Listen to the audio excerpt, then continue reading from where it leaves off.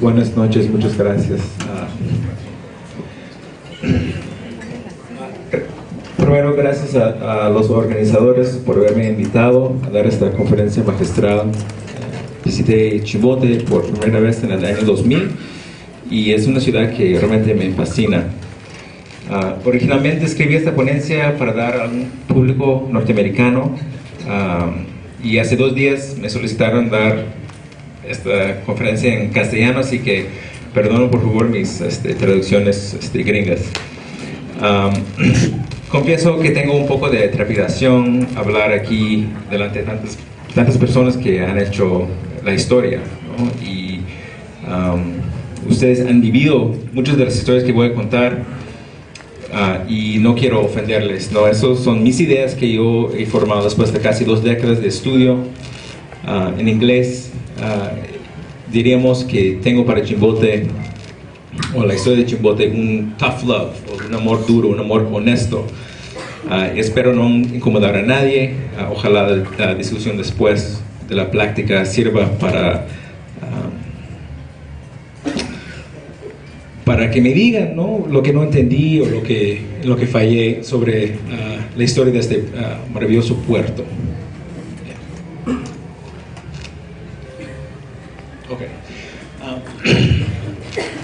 Entonces, en el año 1941 hubiera sido muy improbable que Chimbote, una caleta de 4.243 almas, se convertiría en un Eldorado peruano.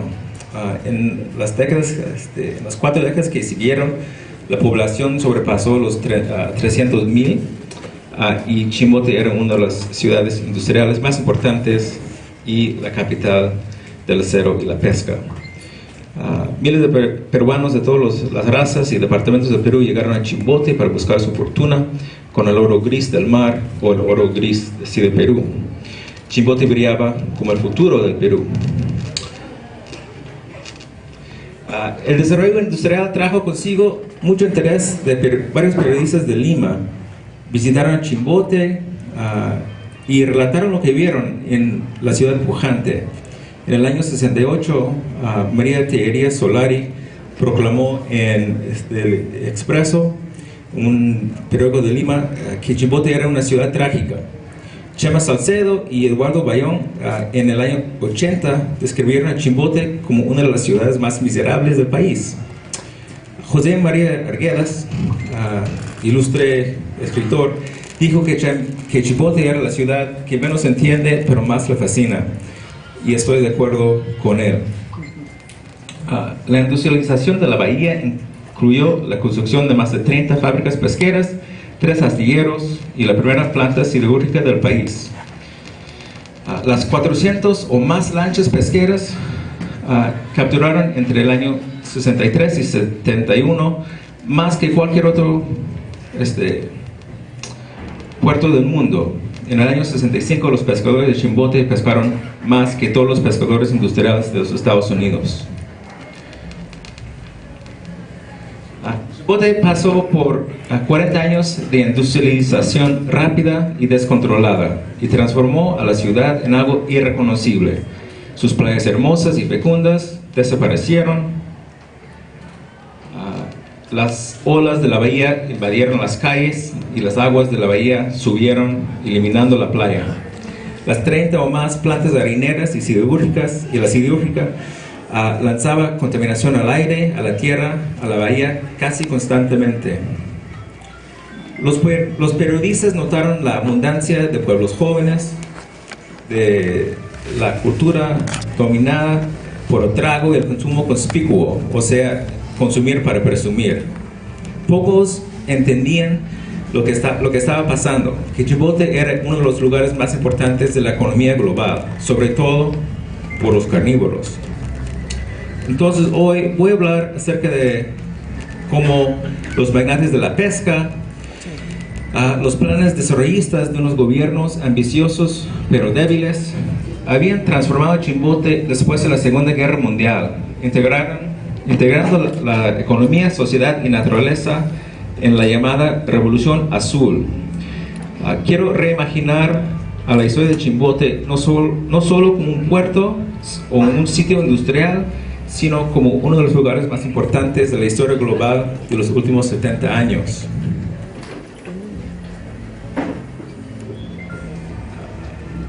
Una cosa que quisiera hacer con esta presentación es poner a Chimbote y su transformación en un ámbito global. Para empezar, hay que hablar de la Revolución Azul, una versión acuática de la Revolución Verde que revolucionó al agro del tercer mundo en la posguerra. La Revolución Azul involucra el crecimiento de la acuicultura, las piscigranjas masivas de camarón o langostino y salmón que se encuentran en todos los litorales del mundo, incluso Chile. Varios sabios gringos propusieron que la Revolución Azul de la acuicultura alimentaría al mundo, pero no se tomaron en cuenta de dónde venía el alimento para los pescados que crecían y las externalidades que producía en las ciudades industriales. No eran o son solo las industrias harineras bien contaminantes, también los peces que metían a la pesca, como la anchoveta, sardina y jurel, son piezas claves en las cadenas alimenticias.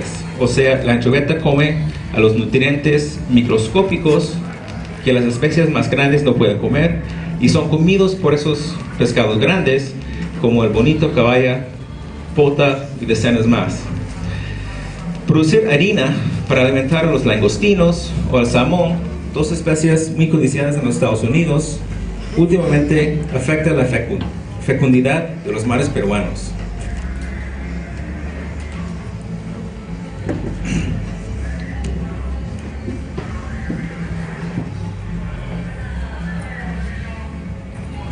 No es piso.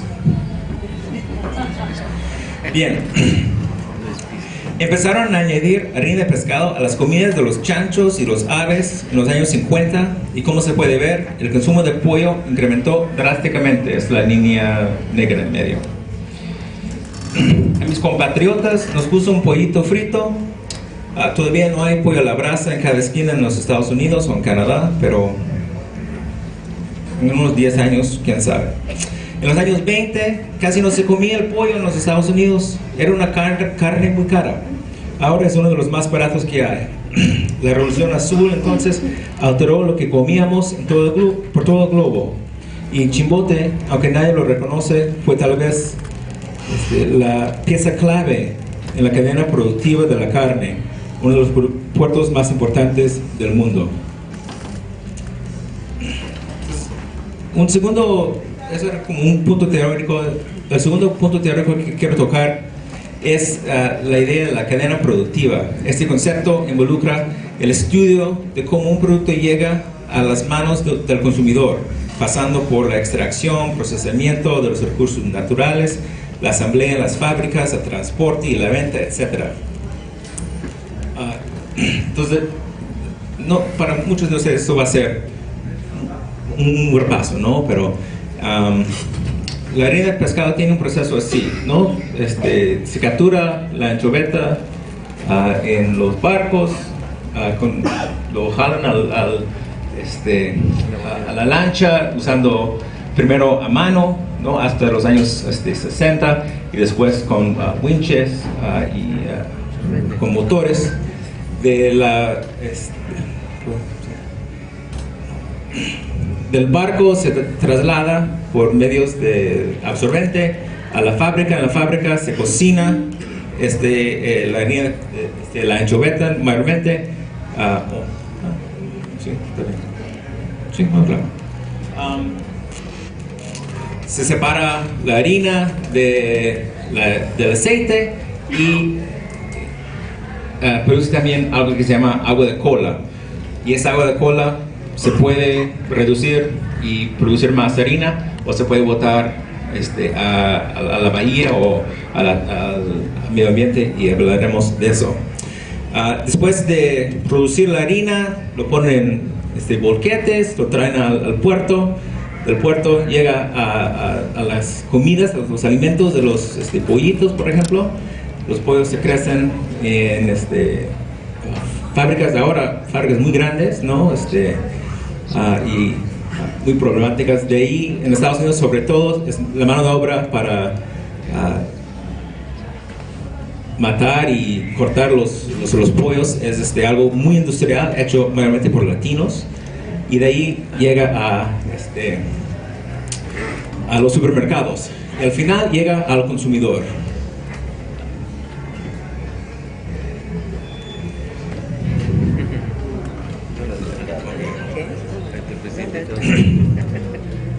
Muy fino el pollo frito Kentucky. Ok. Tercero, el último concepto teórico que quiero elaborar es la idea de la frontera extractiva. Cuando surge una demanda por un recurso natural, sea harina de pescado, oro, cobre o caucho, es impresionante ver la repetición de varios padrones culturales, tanto en el Perú, que en la Amazonía, que en el Wild West, los vaqueros de las películas. Esta frontera extractiva tiene cinco puntos, ¿no? 5 momentos en la historia. Primero, la demanda de los productos atrae gente desde lejos buscando hacer su fortuna en extraer el recurso o en proveer para los que están extrayendo el recurso, ¿no? Los comerciantes, o lo que sea. Segundo, hay un crecimiento de la industria y de la población, aunque el recurso está siendo explotado a su máximo. Tercero, se empieza a ver problemas sociales y económicos a raíz del crecimiento rápido. No hay dónde vivir, no hay dónde educar a los hijos, no hay control del gobierno sobre la gente. La cantidad de dinero que circula atrae un elemento negativo. El exceso de hombres produce un tipo de masculinidad tóxica, las tendencias a tomar, jugar y ir a los burdeles. Y el pueblo no se enriquece. Una cosa que nunca he podido entender es cómo que había tanta pobreza en Chimbote si había tanto dinero, pero llegaremos a eso. Cuarto, estos fenómenos da a la emergencia de una ciudad boomtown, de gran informalidad y gran actividad económica y con muy poca infraestructura. Y finalmente, la potencia del recurso cae, pero la población no se va. Y los problemas ecológicos producidos por la extracción o procesamiento del recurso persisten.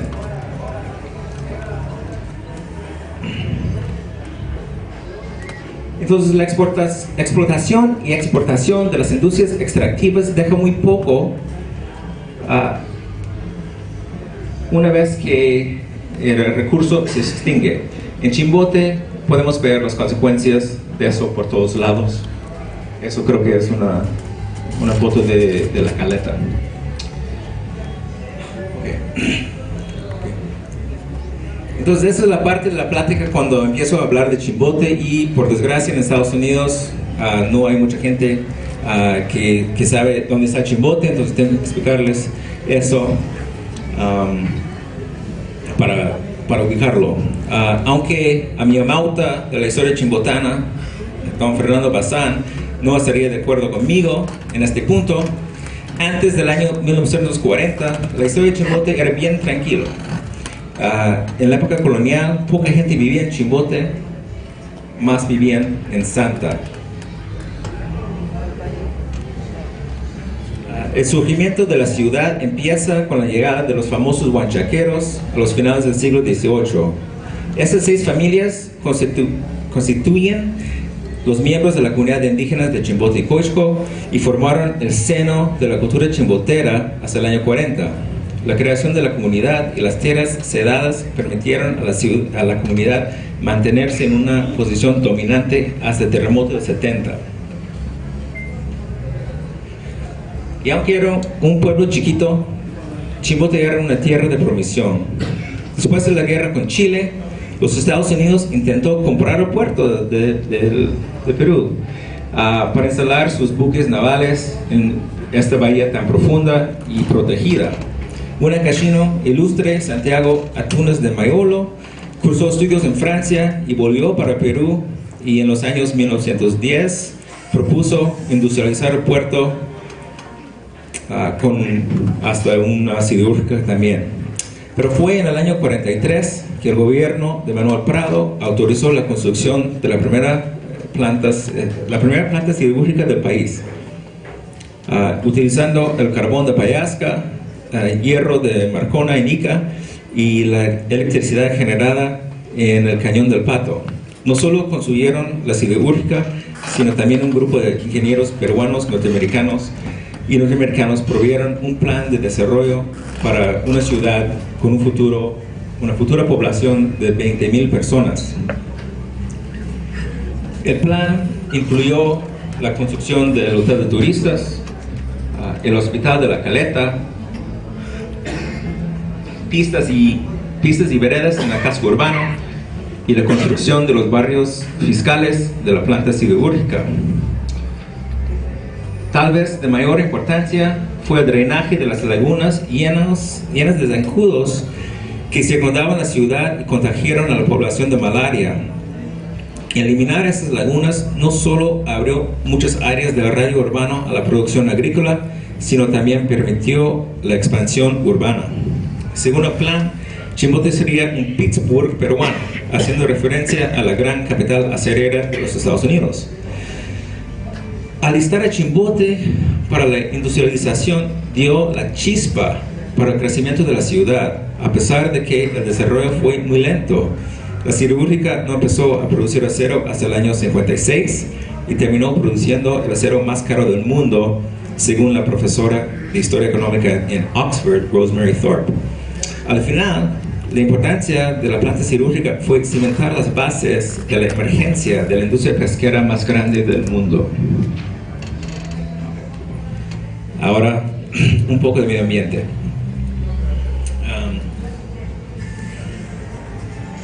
Hay que hablar de la ecología única de la costa peruana para entender lo que ha pasado acá en Chimbote. Primero, el Perú es una de las 5 zonas en el mundo con lo que se llama una surgencia marítima, que es un fenómeno en que el agua fría de las partes profundas del mar surge a la superficie y esa agua fría tiene muchos nutrientes. Y eso es muy bueno para los peces pelágicos como la anchoveta y la sardina. Hay solo 5 zonas en todo el mundo, una en California, 2 en África y una por las Canarias. Y esas zonas comprenden 5% de los océanos, pero producen más del 40% de la pesca mundial. Segundo, la costa tiene unos 4 corrientes que traen aguas de la Antártida por la costa. Esas aguas frías me molestan cuando voy a Besique, pero son ricos en nutrientes y son una de las razones por la alta cantidad de peces en el mar peruano. Finalmente, el zócalo continental está a su punto más agudo frente a Chimbote, el cual da condiciones para el desove de la anchoveta y la sardina. También se ha hablado de que el río Santa traía nutrientes de la sierra que alimentaban a la anchoveta. Una teoría que tengo, pero nunca he podido probar, es que con el terremoto del 70, el flujo de nutrientes fue interrumpido y así se dio la ausencia de la anchoveta 2 años después. Pero eso es para la gente más sabio en lo que es ciencia que yo. Como mencioné, el Perú empezó a explotar esos recursos pesqueros por los años 1955. Había una industria incipiente en los años de la guerra, pero eso fue después. Pero fue después del año 55 que la industria explotaría. Pesqueros de los Estados Unidos, Europa y Perú construían lanchas y abrieron fábricas conserveras y harineras por todo el litoral de Hilo a Paita. Al comienzo producían harina y conservas, pero rápidamente en los años 50 cerraron a las conserveras y se concentró solo en producir harina. Rápidamente Perú surgió de ser uno de los países pesqueros con mediados en el lugar 22 más o menos a ser el más grande del mundo, sobrepasando a Japón por el año 62. De pronto, los productos pesqueros pasaron a las exportaciones típicas del Perú, como el cobre y el algodón, para ser el sector exportador más importante del país. Los pesqueros, o sea, los industriales, se dieron cuenta de que se podía ganar mucho dinero en la pesca con muy poco capital. Invirtieron sin restricción, levantando más de 140 fábricas y pusieron en el mar más de 1.500 lanchas, muchos construidos en astilleros peruanos. El Estado no hizo mucho para controlarlos, sobre todo durante el segundo periodo de Prado, en los finales de los 50. Solo la madre naturaleza pudo contener el crecimiento de la industria pesquera. La primera ocasión fue en el año 1964, cuando surgió un ligero fenómeno del Niño. El fenómeno del Niño implica que las condiciones de que había hablado hace unos minutos son el opuesto. Las aguas frías y ricas se tornan calientes y pobres, y el pescado se aleja. Llueve en el desierto y hay huecos. Este fenómeno es mundial. En el Perú hay calor, en Rusia hay frío, como se hicieron saber tanto Hitler como Napoleón. El año 1964 vio lanchas vacías por primera vez, y la primera veda, un acontecimiento y el cual muchos pescadores no estaban preparados. Había familias sin comida, etc. No solo sufrieron los pescadores, sino los pesqueros también. Muchos de los industriales medianos y pequeños habían sacado muchos préstamos, estaban muy endeudados y no podían pagar los intereses muy altos en sus préstamos, ¿no?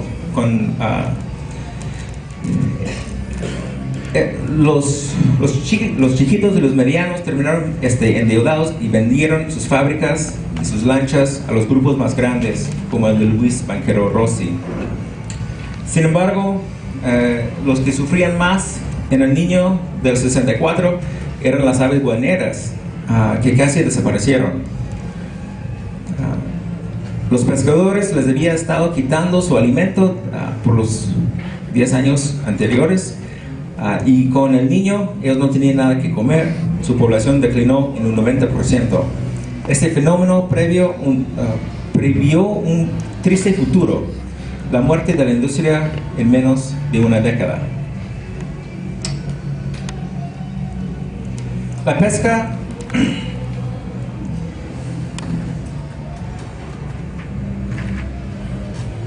no puedo leer mi letra.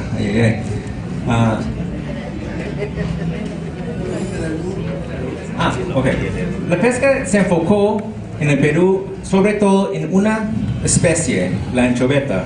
Aquí en el cuadro hay la parte roja es la anchoveta, la parte azul es todas las especies, las 800 especies que hay, ¿no? Se puede ver que en los años 60 el 98% era anchoveta, ¿no? Entre 1965 y 72 los peruanos extraían unas 68 millones de toneladas métricas, y si incluimos la pesca negra, esta cifra podría subir a hasta 88 millones de toneladas métricas. El Instituto del Mar, una de las instituciones de investigación oceanográficas más importantes del mundo, demandaba o establecía que un total de entre 7 a 9 millones de toneladas métricas era el máximo anual que se podía pescar para conservar la especie. La industria pesquera pasó estos límites cada año entre 1965 y 71. Eso estresó demasiado a la anchoveta y a la habilidad de tener un recurso estable. Entonces, en esos años entre niños, que digamos, la industria quedó en menos manos. El grupo más grande, OISA, pertenecía a Luis Banquero Rossi, el prototípico self-made man o hombre autorrealizado. A su muerte, en el año 72, él controlaba el 30% de la industria. Tenía astilleros como Pizza y tenía una serie de negocios, desde periódicos a equipos de fútbol. Sus astilleros estaban construyendo lanchas enormes, ¿no? Las lanchas de los años 50 eran de 15 a 20, tal vez 50 toneladas métricas. Por los años 70 ya estaban haciendo lanchas de 400 toneladas, o sea, 20 veces más grandes que las lanchas de una década antes. Como resultado de este crecimiento, había planta y flota por todo el litoral y en Chile. En el año 72, la industria pesquera había crecido hasta el punto en que tenía la capacidad de capturar unas 30 millones de toneladas anuales, o sea, 3 veces el límite impuesto por el market. En el 71 capturaron 10 millones de toneladas en solo 77 jornadas. Creo que si les permitían, hubieran extraído cada pez en el mar. El salto infrenable sobre la anchoveta y la peladilla, o sea, el juvenil, contribuyó a la tragedia que ocurrió con el regreso del niño en 1972. Los científicos no tardaron mucho en diagnosticar un niño fuerte en abril del 72. Ese niño duró más que otros años y no había pesca por más de un año. Aunque ya contaban con el Fondo de Pescadores por la Carta de Beneficios, muchos pescadores y el puerto de Chimbote sufrió mucho en este año. Los industriales no aprendieron su lección y se encontraban de nuevo endeudados y no podían pagar sus obligaciones. Y hay que resaltar que la Caja de Beneficios fue una ganancia histórica de la lucha obrera a raíz del niño de 64. Después de un verano y otoño de las más importantes luchas sindicales que ha habido, con la industria al punto de estallar y ser rasgo de la anchoveta, el gobierno revolucionario de Juan Velasco tomó una de sus más importantes medidas radicales: la expropiación completa de la industria pesquera y la creación de Pesca Perú. A través de 3 decretos leyes, crearon la empresa pesquera más grande del mundo, con más de 27,000 empleados, 105 fábricas y casi 1,500 lanchas. 6,000 trabajadores en Chimbote eran ya de Pesca Perú. También asumieron la deuda de los industriales. Dijeron que con crear Pesca Perú podían racionalizar la pesca. Cerraron plantas, decomisionaron lanchas y despidieron a muchos pescadores. Para muchos pescadores, la creación de Pesca Perú era bienvenida porque les ofreció un trabajo estable por primera vez. Sin embargo, Pesca Perú fracasó por muchas razones que no tengo tiempo para explicar. Pero entre la deuda asumida, el manejo ineficaz de sus bienes, o sea, el robo de redes y motores, y la caída de la economía nacional e internacional, Pesca Perú no sirvió muy bien. Bueno, finalmente, la ecología también perjudicó a Pesca Perú. Crearon a esa empresa a base de la elaboración de la harina de anchoveta, pero como la anchoveta nunca volvió, fue difícil producir harina que necesitaban para pagar sus deudas. Lo que sí apareció en las costas peruanas era la sardina, una pez muy parecida a la anchoveta, pero con una diferencia importante: a la gente les gusta comer sardina, no anchoveta. Intentaban promover la anchoveta como alimento desde los años 50, pero nunca dio. La sardina, al contrario, tenía un gran mercado por todo el mundo. Por razones que todavía no he captado, en el año 74, el gobierno permitió la creación de fábricas conserveras, muchas dominadas por los mismos grupos pesqueros que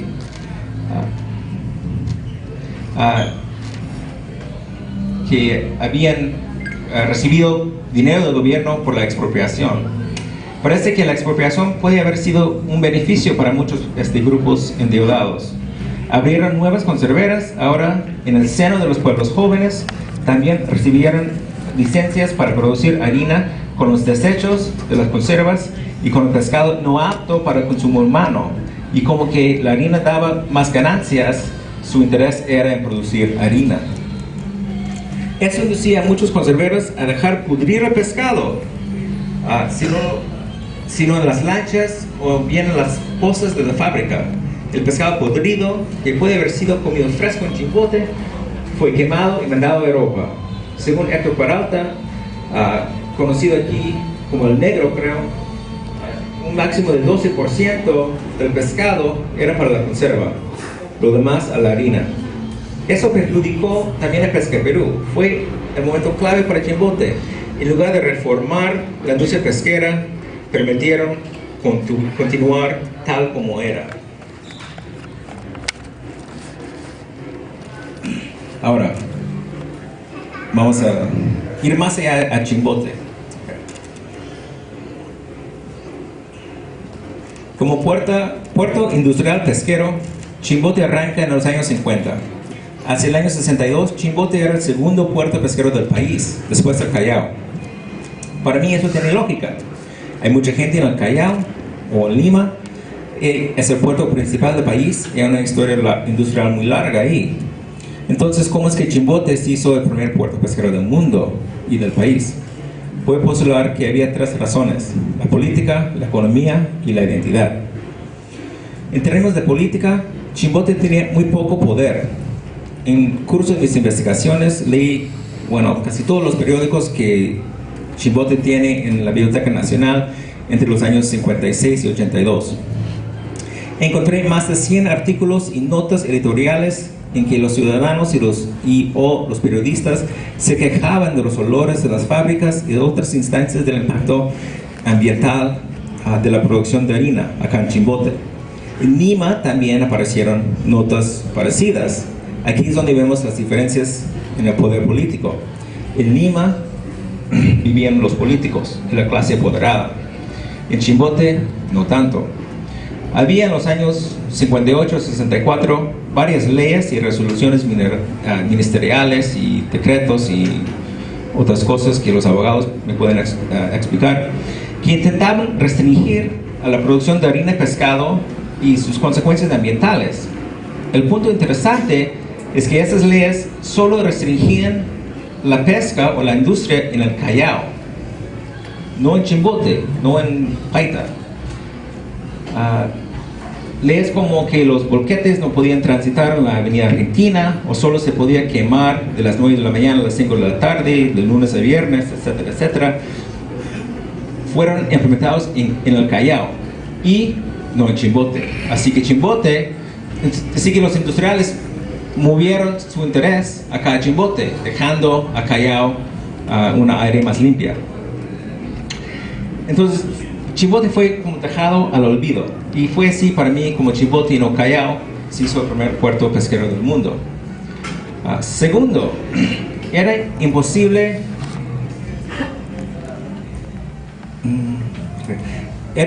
ignorar la importancia de la pesca para la economía local. Cuando había pesca, había plata. Los mercados llenos, los bares llenos, las panzas llenas. Tanto el gobierno local como el gobierno nacional dependía de los impuestos generados por la industria. Para muchos, el impacto ambiental de las harineras valía la pena. Apestaba, pero como se dice, era el olor del dinero. Uno de los viejos lobos de la pesca me comentó una vez, y ese señor vivía a 2 cuadras de una fábrica, que los que se quejaban no eran de su pueblo joven, eran del centro. También presentí que atacaba a la masculinidad de los que se quejaban. Para él, aguantar el olor era un honor. Finalmente, hablamos de la identidad. En este punto hay mucho que considerar. Primero, identidad política. Como vimos con el ejemplo de las leyes exclusivas del Callao, los políticos nacionales favorecían poco a Chimbote. los políticos locales tampoco hicieron mucho a su favor. Había pocos intentos para restringir o reformar la industria, o si lo sabía, no podían enforzar las leyes. Existía en el año 60 la tecnología para reducir la contaminación de las fábricas, como plantas de agua de cola o filtros para las chimeneas. Sin embargo, mayormente las fábricas de Chimbote no tenían esta tecnología. El único alcalde que intentó confrontar a la industria fue Óscar Arciniega, y cuando lo hizo fue dispuesto por el presidente Odría cuando negó la instalación de una fábrica entre La Caleta y Huanchaquito. Eso era el ejemplo de poder industrial que resondaba acá en Chimbote. Creo que también la velocidad del crecimiento lo hizo casi imposible controlar la industria y la boom de la ciudad. Pues a través de mis años de investigación, he entrevistado a más de 80 chimbotanos, he hablado con centenares más, y muchos me han comentado que el mal manejo municipal, y siento que estoy blasfemando acá en una iglesia casi, ¿no? Fue porque Chimbote no tenía políticos identificados con el puerto, no eran chimbotanos. La verdad no sé si eso sea cierto. Mi tendencia es pensar que la codicia era un motivo más importante, pero el hecho de que hay mucha gente que piense así y piense igual es significativo. El mejor alcalde para muchos ha sido el señor Guzmán Aguirre, un guamuchuquino, si no me equivoco, un migrante que hizo una fortuna acá en Chimbote en la pesca. Más que por su chimbotanidad, el señor Aguirre se le recuerda porque hizo obras, el terminal terrestre, el bulevar y el ordenamiento del mercado modelo, por ejemplo.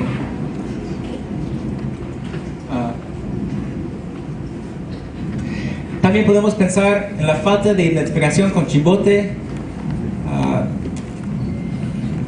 como razón por su crecimiento y el deterioro ambiental que proveyó la base del crecimiento. Chimbote se hizo el centro de la industria precisamente porque nadie de importancia, perdóneme, nadie de importancia vivía aquí. Los señores de la pesca, banquero, madueño, graña, dueño